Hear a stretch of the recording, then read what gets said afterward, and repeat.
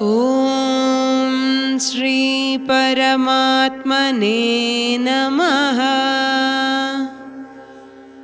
ಅಥ ಪಂಚಮೋಧ್ಯಾಯಃ. ಕರ್ಮ ಸನ್ಯಾಸ ಯೋಗಃ. ಅಧ್ಯಾಯ 5 ಶ್ಲೋಕ 7. ಯೋಗಯುಕ್ತೋ ವಿಶುದ್ಧಾತ್ಮಾ ವಿಜಿತಾತ್ಮಾ ಜಿತೇಂದ್ರಿಯಃ ಸರ್ವಭೂತಾತ್ಮ ಭೂತಾತ್ಮಾ ಕುರ್ವನ್ನಪಿ ನ ಲಿಪ್ಯತೆ.